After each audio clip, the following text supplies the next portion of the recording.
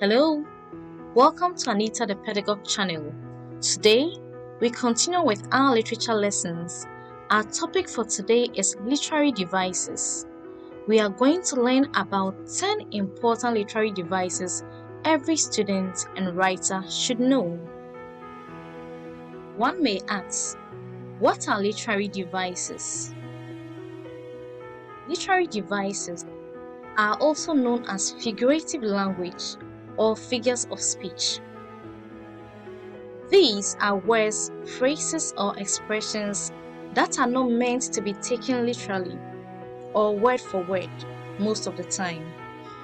They are writing techniques that writers use to express ideas, convey meaning, imagery, add emotion to the text, and also highlight important themes of their work. I will share with you 10 literary devices every student and writer should know and use. Let's begin. 1. A simile compares two things using the words like, as, or than. Examples include 1. Lily is as beautiful as a rose. Here we see that as is what has been used to compare Lily to the rose. The giant looked more extraordinary than the alien. So we see that the giant is being compared to the alien using the word than. The water flowed like a river. So here the water that flowed is being compared to a river using like. Let's move on. 2. Metaphor. A metaphor describes an object or action in a way that isn't literally true, but helps explain an idea or make a comparison. States that one thing is another. Let's look at some examples.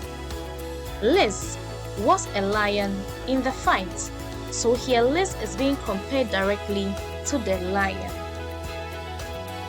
Mama is a sunrise. Here, Mama is being compared directly to a sunrise. 3. Imagery. Imagery uses literal or figurative language to add symbolism and enable the reader to imagine the world of a piece of literature. In other words, it engages the senses to deepen the reader's understanding of what is happening and how to feel about it. So, imagery uses the 5 senses. Let's look at the examples, beginning with sight imagery. The flower spread is gigantic. Some flicked yellowish petals. So this helps us to have a mental picture of how the flower looks like.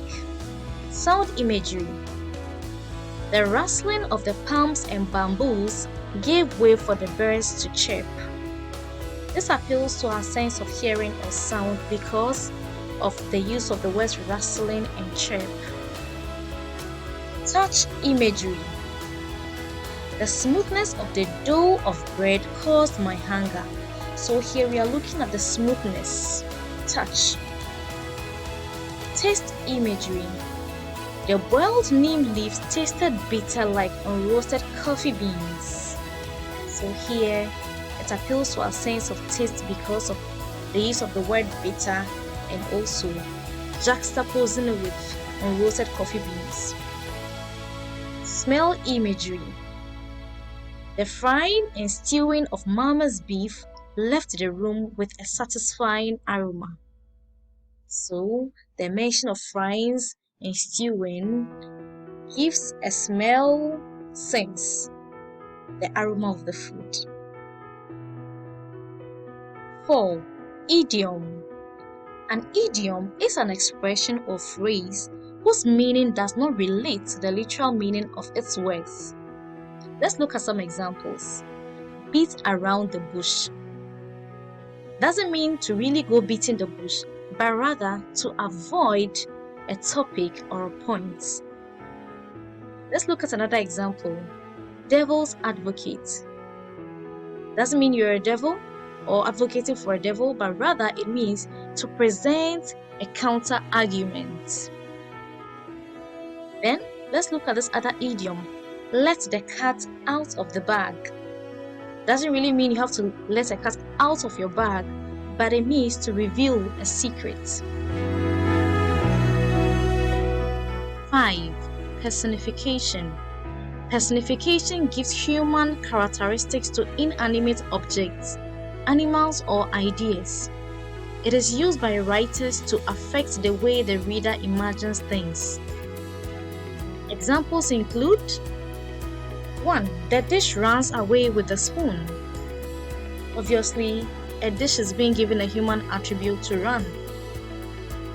2. The road slept peacefully.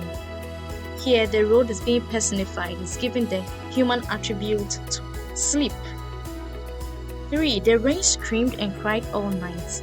Obviously, rain can't speak, let alone scream or cry.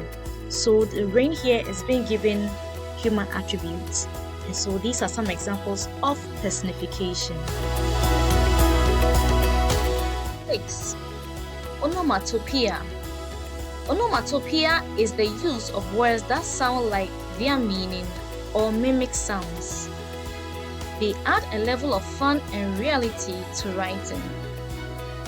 Examples include beep, click, whoosh, swish, zap, zing, gobble, crunch, wham, quack, meow, oink, and tweet. 7. Allusion. An allusion is a figure of speech whereby the author refers to a subject matter such as a place, event, or literary work by way of passing a reference. It is up to the reader to be able to make a connection to the subject being mentioned. Let's look at a typical example. It is no wonder everyone refers to Mary as another Mother Teresa in the making. She loves to help and care after people everywhere, from the streets to her own friends. So in this particular example, the author uses the mention of Mother Teresa as an allusion to indicate the sort of qualities that Mary has. 8. Symbolism. Symbolism occurs when a word which has meaning in itself but is used to represent something entirely different. Let's look at some examples. Using an image of the Ghana flag, for example, to represent patriotism and love for one's country. Peace is represented usually by a white dove, and love is represented by a red rose. 9. Hyperbole. Hyperbole refers to any sort of exaggerated description or statement. Examples include, I've been waiting 1,000,000 years out here. Obviously, this is an exaggeration. I'm so hungry I could eat a horse. This is also an exaggeration. Our final literary device is paradox. A paradox contrasts ideas that seems impossible but actually reveal a deeper truth. Examples include, I am not lying. Here, it could be you're not telling the truth or lying down in a bed. Save money by spending it. Upon a first thought, sounds wrong. But upon a deeper thought, you realize that it is right. Then, the last example is an example from Robert Frost, a romantic poet. Men work together, whether they work together or apart. So a paradox contrasts ideas that seems impossible but actually reveal a deeper truth. This brings us to the end of our lesson on literary devices. I hope this lesson was useful to you. Put in your comments and questions and I'll respond to you. Do like, share, and subscribe to this channel. Until I come your way again, keep learning and be the best version of yourself.